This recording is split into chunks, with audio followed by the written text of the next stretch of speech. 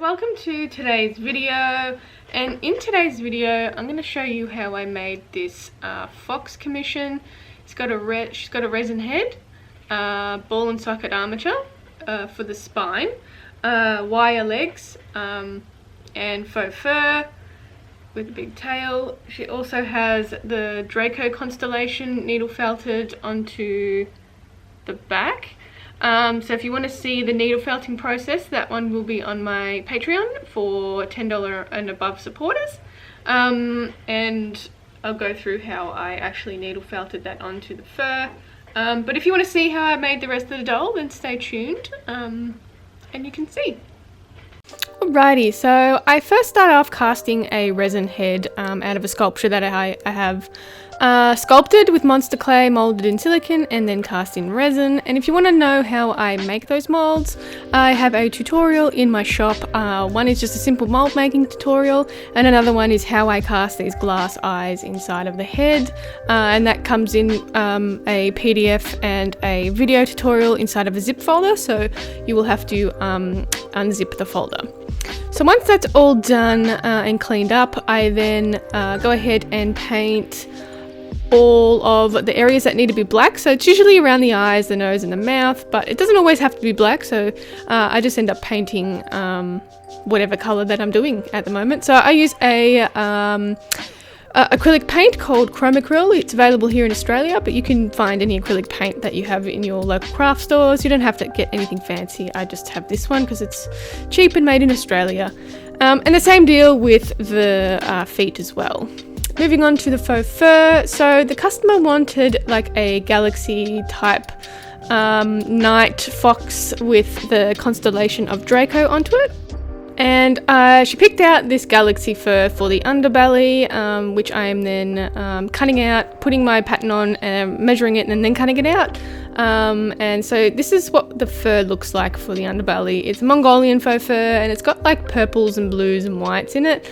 So it's kind of very galaxy inspired. And then you can see I'll be adding some different coloured legs onto it as well. So it's just the underbelly that is going to be galaxy. So this is the fur that I'm going to be using, and it is a nice navy blue fur. I've used this fur before, which I used on a phoenix, which turned out really well. It's a really nice fur, and it's a really high quality one with a nice thick pile. And same deal, just drawing out the patterns, and just drawing out the patterns for the legs that I'm going to attach to the underbelly as well. And these patterns I've created myself. I wouldn't really say I'm a fantastic pattern maker, but I might consider adding them to my Patreon for my Patreon supporters, but yeah, we'll have to see. Right, so a little look at this fur as well. You can see how good quality it is. It's nice and thick. So I'm using a pair of small scissors to cut out my body. I have a video on my Patreon if you're interested in the other tools that you can use, but I prefer to use small scissors. You can just control it better, and you can get it in between the pile a little bit better as well. So I'm going to go ahead and cut all this out, and then once I've cut it all out, I then pin the fabric fur side together.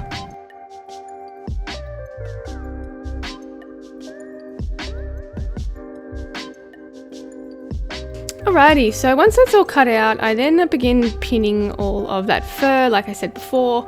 I usually try to sew up all of the legs first and then pin the body together properly. And one thing to keep in mind is to always look at your fur direction as well.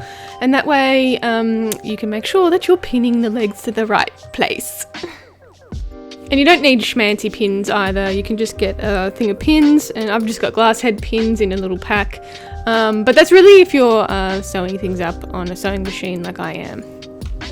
So I don't really have a fancy sewing machine. I've just got a pretty basic Brothers sewing machine. It's quite old at the moment, but it gets the job done. I might upgrade one day, but for now there's nothing wrong with it, so there's really no need to upgrade. So you don't need anything fancy to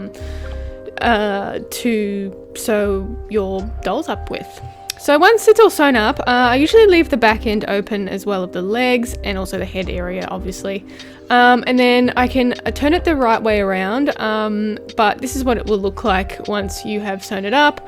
And you want to leave a bigger area at the end open so you can actually get the fabric through, otherwise it just gets a bit too difficult.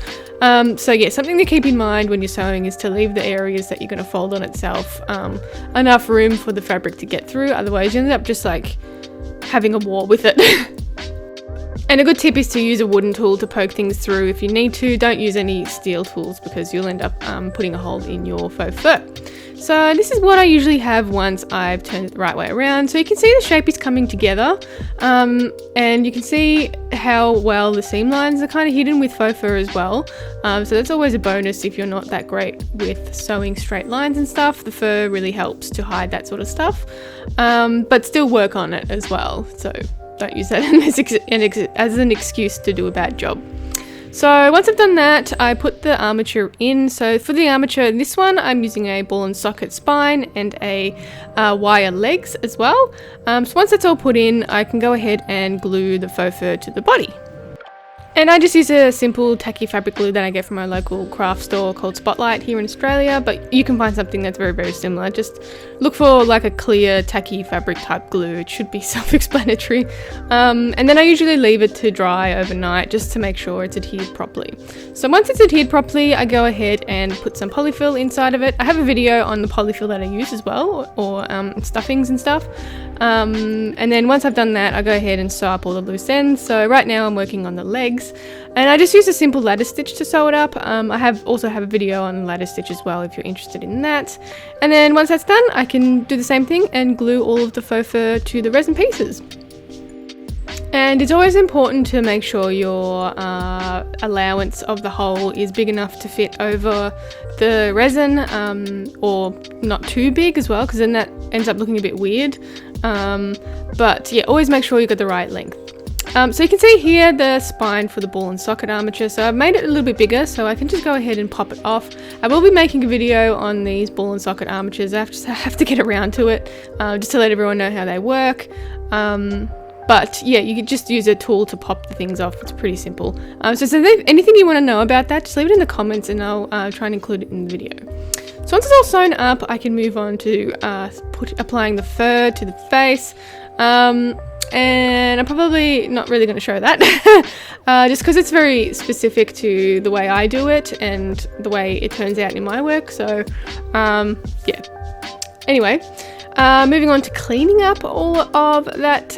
So I go ahead and just brush all the fur off that's flying around with just a simple paintbrush.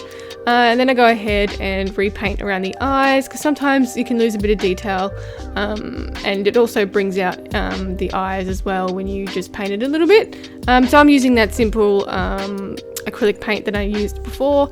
I also jump between using fabric paint as well in certain areas, just to make sure I'm using the right product for the material.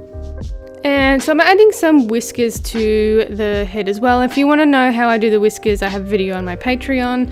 And also the needle felting part of this video will be all on my Patreon as well for my $10 and up tiers. Alright guys, and this is the final look of the fox. I hope you liked it. That's it for me today. If you want to support me on Patreon, you can click the link down below. And thank you very much for my patrons for supporting me. I really do appreciate it. You can also check me out on Instagram and Facebook at Creatures of Nat, and my shop on my website, creaturesofnat.com. And I'll see you in the next one. Bye.